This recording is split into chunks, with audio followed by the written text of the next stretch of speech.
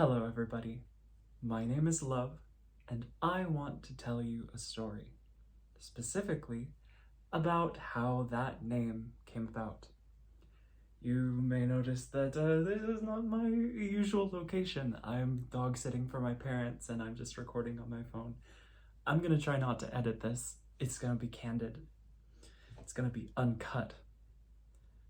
But I think, if I remember correctly, some of you like it that way. Anyways,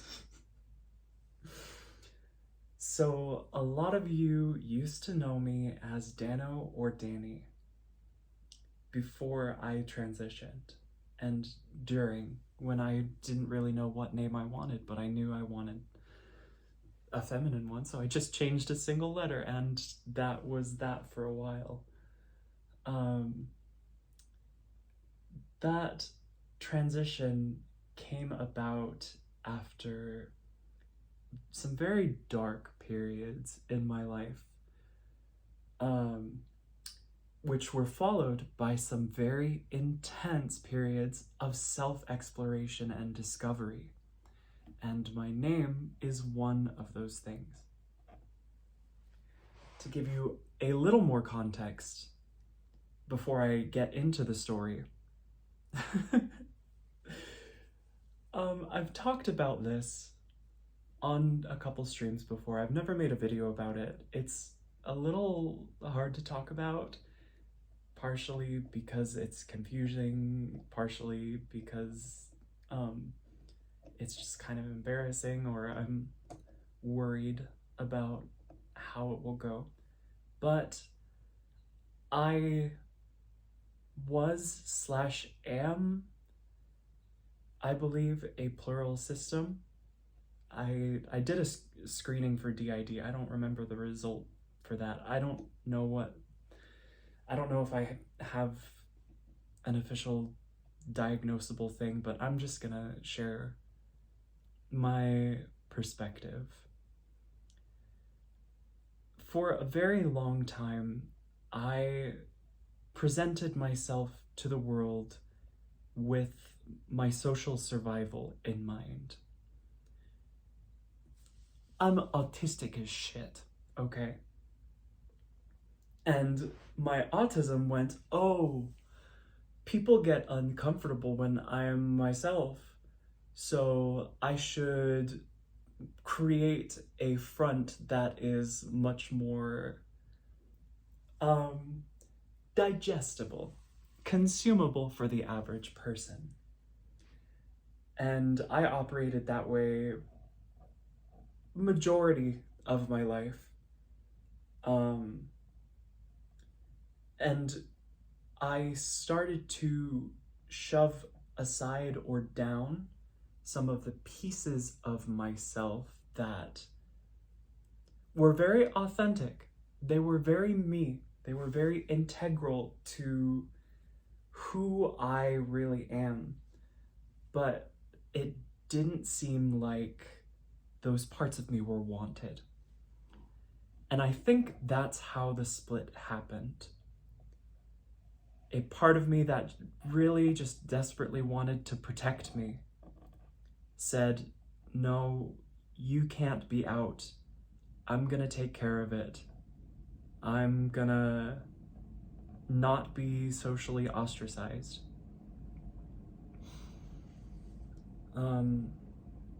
And it wasn't just like social things, it was kind of a general survival instinct, I suppose.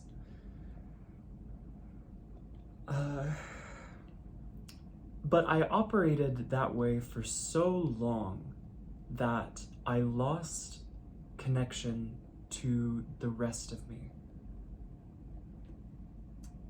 So it was just, how do I refer to us in this? This is gonna be complicated.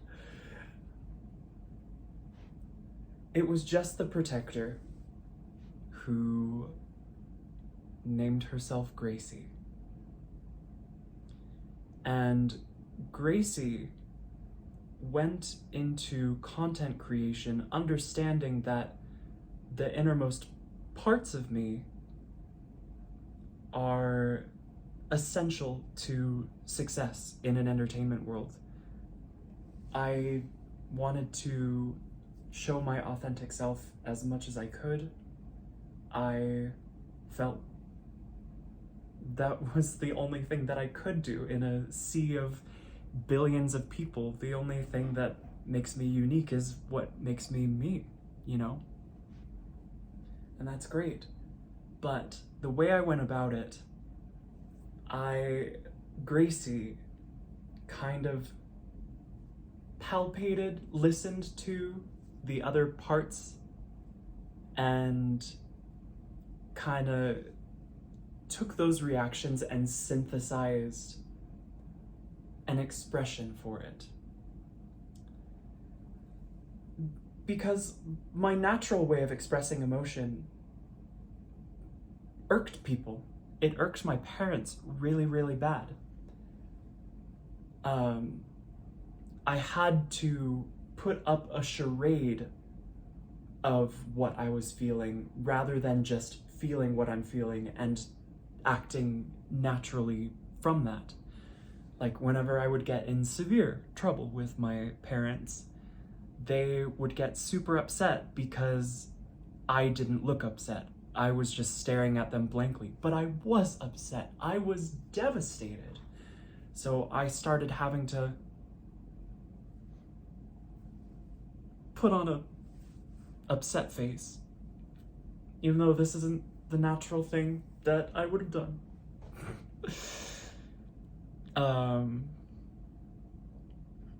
It was not good. And I think I described it well in my video, A Dog's Message to the World. I think that's what it's called. I eventually realized that my fear, my survival instinct, was playing a caricature of myself and had shoved myself down in hopes of not being rejected by the world. So a couple years ago, it's just Gracie flying alone. The rest of me so stuck inside and just kind of constantly battered down by Gracie's thoughts, I suppose. I think that's enough context. Now we get into the fun parts. Oh my god, it's been 8 minutes. I hope you enjoy story time. I hope I'm doing a good job. So, I am in a friend group, or at the time, a couple years ago, I was in a friend group that had the wonderful idea to try mushrooms together. Well, they were experienced with mushrooms. I was not. I think I've had like 3 total trips in my life. One before this experience, which was just 1 gram, and we worked on my car. And being on mushrooms and putting my hands in my car, oh, it did things to me. That's not what this video is about. The second one. The second trip, my friends prepared me 2.5 grams of mushrooms in the form of mushroom tea. We all had a get together. We were gonna watch movies. We were gonna chill, gonna have dinner. So I drink this tea and I set myself an intention. I had recently played a game called Mice Tea. Excellent game, adult game about transformation. And I thought to myself, I would like this tea to transform me. That will be relevant. So I drink the tea, I'm waiting a little while, I decide to smoke a couple bowls of weed, which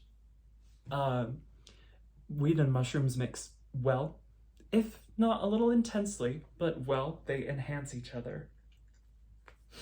So I go outside, my big ass bong, I down 2 bowls, and I'm coming inside. Everybody's already sat down on the couch getting the movie ready and everything, I'm cleaning up my stuff and it starts to hit me hard. Like, my hearing gets muffled. I get tinnitus, so I get a ringing in my ears, and my vision starts getting grainy. And I'm like, oh boy. So I don't even have time to put all my stuff away. And I turn around towards the rest of the group, and for a second, a full second, my entire field of vision turns into a mosaic of rotating rectangular prisms in triangle shapes. Which was, wow, I was not ready for that. I've never had open-eyed visuals before that, and I haven't had open-eyed visuals after. And I immediately dropped to the ground because I'm like, I don't want to pass out. And my friends are like, whoa, are you okay over there? And I say, yes. I'm like on the ground with my forehead to the floor. I'm like, yeah, that was just a little intense. I feel slightly nauseous, but it's like going down. It's like the nice relieving feeling when the nausea is subsiding. I really like that feeling. Or at least I liked it in the moment. And I was very comfortable on the floor. I'm like, yeah, this is good. I'm fine. I just need a second down here. I've never had a bad trip. I pride myself on that. So strong. So we're sitting down. We watch the movie Chicken Run 2, which is A, hilarious, B, fucking terrifying. Do I use 1 and 2 for A and B? I don't know. Like, maybe it was just the shrooms. But that movie was intense. And I was feeling great. I was feeling that sense of connection, like, you know, being that warm feeling where you're in a friend group just multiplied a few times. The walls were breathing, the TV was like zooming up to me a little bit. At one point, I lay back and closed my eyes, and like my perspective of what's in front of me and behind me goes like super, super far. And I sit up like, okay, I'm saving that for later. I'm still with friends right now. I won't get into everything else that happened that night. Mole people were mentioned. That's one thing I remember. But eventually I retire to my room. And I'm still tripping. I don't know how hard. I don't have much reference, but pretty good. I'm laying there looking around my room. Everything's still breathing and shifting. It looked like my clothes in my closet were melting, which was really cool. And I close my eyes and just kind of wander my cognition for a bit. And I notice I kind of have an intuitive sense of which thoughts will lead me down like a rabbit hole. Kind of as if I were navigating a physical landscape. And I could go down that tunnel. Oh, if I go down that tunnel, that'll probably be really freaky, and I don't want to go down that tunnel. Not freaky in the good way. Like freaky in the, that'll cause an existential crisis that I'm not in the mindset to have at the moment. I can have that later. So I'm paying attention to which thoughts I want to pursue. And I remember my intention of transformation. And I felt like that was deeper inside of me. That's where I needed to look, was deeper inside of me. And with my eyes closed, I have this like visual of a black hole in front of me. Massive, gaping even. And I kind of sink into it, and I feel myself traveling through my psyche in kind of a disjointed way, getting further and further away from my original intention, and then snapping back right outside of the black hole. And then sinking into it again, going off in a different direction until it abstracts and I'm not on the same topic anymore. And then I snap back. I think I did that one more time. And I felt at that point, okay, I've come back from that 3 times. I feel tethered. I feel safe. I'm gonna go all in. I'm going to commit to that dive. I'm going to dive as deep as I can into this black hole. And I'm gonna hold on to it. I'm gonna hold on to my cognition while I do so. So I, with intention this time, dive into this black hole. And it feels turbulent. It feels, I feel a lot of muted thoughts and some insecurities and just a lot of brain stuff, if that makes sense. And I'm feeling this and being like, it's okay, this is good, this is going well, this is all right, I can keep going. And I'm getting deeper and deeper and deeper and deeper. I just keep falling and falling and falling. And then suddenly, I break into a room. It was a very sad room.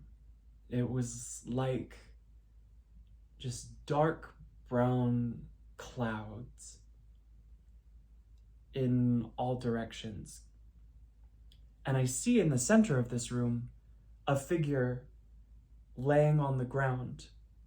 Now that I think about it, in the exact same position that I was when I almost passed out earlier in the night. And as soon as I saw that figure,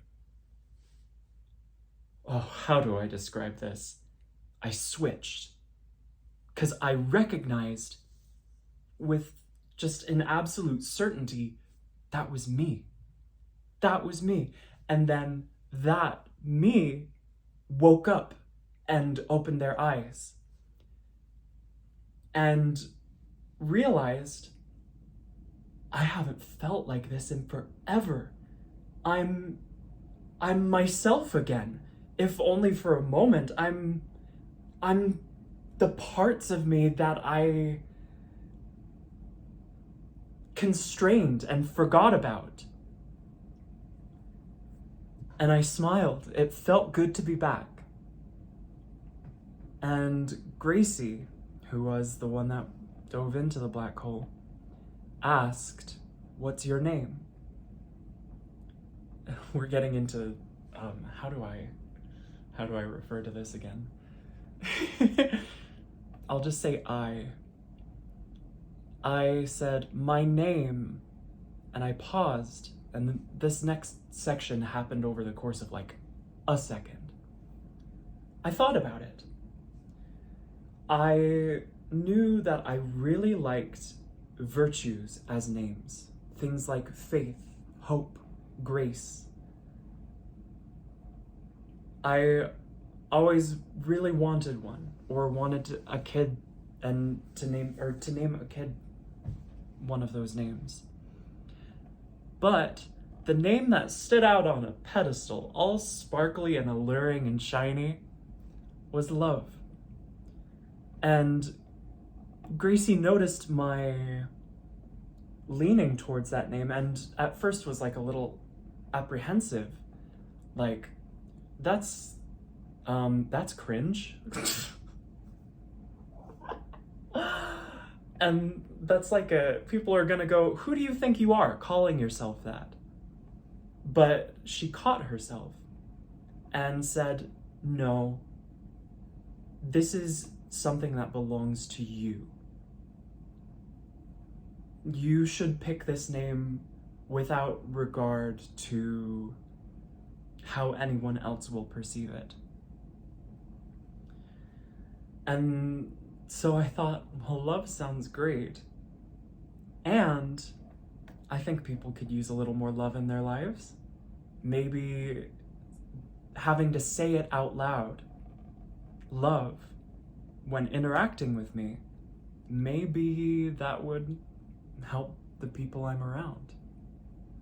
So I said, is love.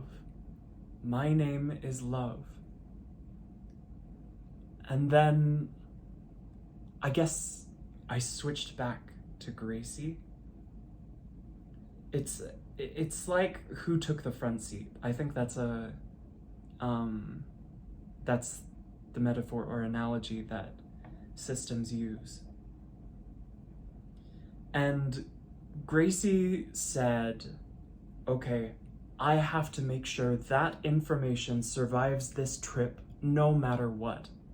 And she was like holding on to it like a football. Like huddling it and trying to get out of this intense mental state. Leaving the black hole, I suppose. Knowing that I was there and my name was love. And that information did survive the trip. But I didn't tell anyone or ask anyone to refer to me as that for something like 5 or 6 months. The first person I told that name to was my masseuse. Well, I introduced myself to her as love. And that naming and that realization, that recognition helped us get closer together again. It helped us heal, or at least start to heal, which was a lengthy process. And now it feels like we're working together as one unit again. Sort of. It's a little hard to tell, which is kind of why I haven't talked about it much.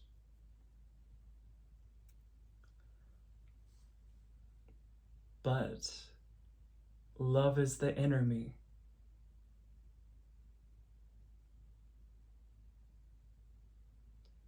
And I'm glad that I decided to go for it instead of worrying that I would have been perceived as too much or too sappy or cringe.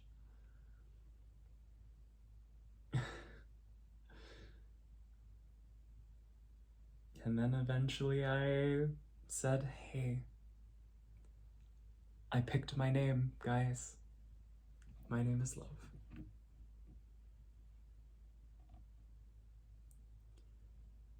And that's the story.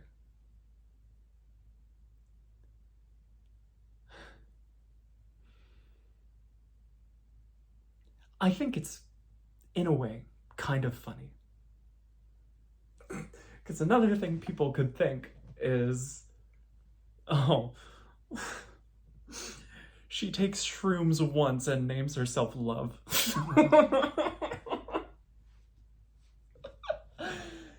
But that's what I did. That is, in fact, what I did. It was the second time. It wasn't the first.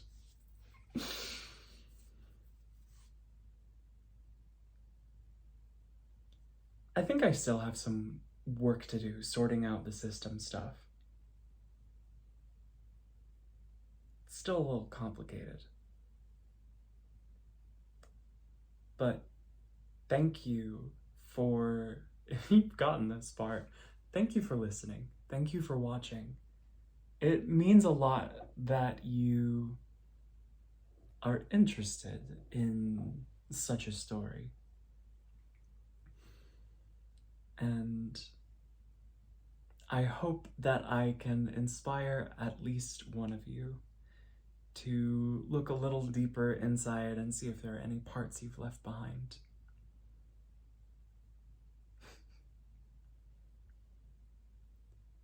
Yeah, I think that's it.